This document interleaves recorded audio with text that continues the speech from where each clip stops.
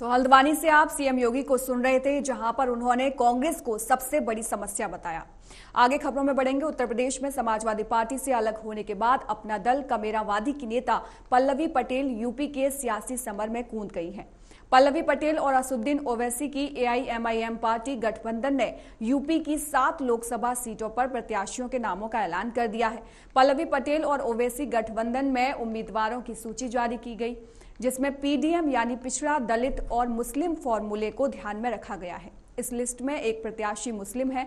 PDM मोर्चा की ओर से जारी सूची में बरेली लोकसभा सीट से सुभाष पटेल को प्रत्याशी बनाया गया है। इसके अलावा हाथरस लोकसभा सीट से जयवीर सिंह धनगर, फिरोजाबाद से प्रेमदत्त बघेल, रायबरेली से मुस्लिम प्रत्याशी हाफिज मोहम्मद, मोबीन भदोई से प्रेमचंद्र बिंद और फतेहपुर सीट से रामकिशन पाल और चंदौली लोकसभा सीट से जवाहर बिंद को टिकट दिया गया है। आपको बता दें कि पल्लवी पटेल ने समाजवादी पार्टी से गठबंधन टूटने के बाद लोकसभा चुनाव में उतरने का ऐलान किया था, जिसके बाद उन्होंने असदुद्दीन ओवैसी की एआईएमआईएम पार्टी के साथ गठबंधन किया और अखिलेश यादव के पीडीए यानी दलित, पिछड़ा, दलित और अल्पसंख्यक के जवाब में उन्होंने पीडीएम यानी पिछड़ा, दलित और मुस्लिम मोर्चा बनाया। पल्लवी पटेल ने कुर्मी बहुल सीटों पर उम्मीदवार उतारकर बीजेपी और सपा की राह में रोड़े खड़े कर दिए हैं।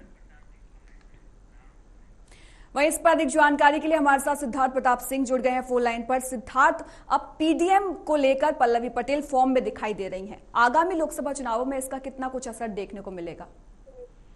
उत्तर प्रदेश में समाजवादी पार्टी से अलग होने के बाद अब अपना दल कमेरावादी की नेता पल्लवी पटेल भी यूपी के सियासी समर में कूद गई हैं। पल्लवी पटेल और असदुद्दीन ओवैसी की एआईएमआईएम के गठबंधन ने यूपी की 7 लोकसभा सीटों पर प्रत्याशियों का ऐलान कर दिया। देखिए, अभी पूरी जितने भी प्रत्याशियों के नाम के ऐलान किए गए, चाहे बरेली की बात करें, सुभाष पटेल, हाथरस की बात करें, डॉक्टर जयवीर सिंह धनगर, फिरोजाबाद से एडी प्रेमदत्त बघेल, हाफिज मोहम्मद को रायबरेली से लड़ाया गया, फतेहपुर से रामकिशन पाल, प्रेमचंद बिंद और जवाहर बिंद।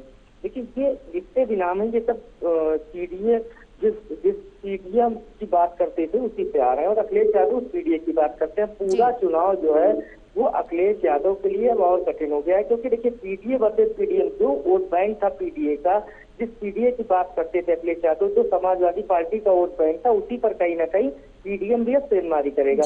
तो ये मुश्किल भरा दौर है। आप एनडीए से लड़ना तो दूर की बात है, अब आप आपस में ही लड़ने लगे। हर सीट पर वही प्रत्याशी उतारा गया है। कोर वोटर सेम है दोनों पार्टियों का। जिस कोर वोटर की बात बीजेपी करती है, जिस कोर वोटर की बात समाजवादी पार्टी करती है, उसी कोर वोटर की बात साथ ले चलने की बात पल्लवी पटेल करती है। तो ये मुश्किल भरा दौर है समाजवादी पार्टी के लिए। अब देखना ये है कि समाजवादी पार्टी किस तरीके से आगे क्या रणनीति बनाती है, लेकिन जिस तरीके से इन सीटों पर प्रत्याशियों का चयन किया गया, ये अखिलेश यादव के लिए बड़ा झटका है और अखिलेश यादव के लिए मुश्किल भरा दौर होगा। अब जिस तरीके से असदुद्दीन ओवैसी को लाया गया है और उसको साथ रखकर पूरा गठबंधन बनाएगा, तो कहीं ना कहीं मुस्लिम वोट बैंक भी पूरी तरीके से अब जो समाजवादी पार्टी के साथ था वो कहीं ना कहीं पूरी तरीके से नुकसान करेगा। सपा समाजवादी वो उनके साथ दिखेगा, वो ओवैसी के साथ। तो कहीं ना कहीं पिछले विधानसभा चुनाव में भी जब ओवैसी जिन सीटों पर चुनाव लड़े तो उसमें समाजवादी पार्टी को 10 से 12 हजार वोटों का नुकसान हुआ था। सिद्धार्थ, दलित वोट बैंक की अगर हम यूपी में बात करें तो अब तो 3 दिशा में ये बट गया है, पीडीए, पीडीएम और बसपा। तो इसका फायदा बीजेपी को मिलेगा आगामी लोकसभा चुनावों में? देखिए, हर सीट पर जब जो आपका कोर वोटर है, जब कोर वोटर 2 भागों में बट जाएगा तो उसका सीधा फायदा बीजेपी को मिलेगा। बीजेपी का अपना एक वोटर है, वो कहीं नहीं जाएगा। और एक चीज ये निश्चित जान लीजिए कि पिछले विधानसभा चुनाव से आप आंकड़े देख लीजिए तो उसमें कहीं ना कहीं जो दलित वोटर था वो पूरी तरीके से बीजेपी के पाले में था और हर सीट पर बसपा को नुकसान हुआ था।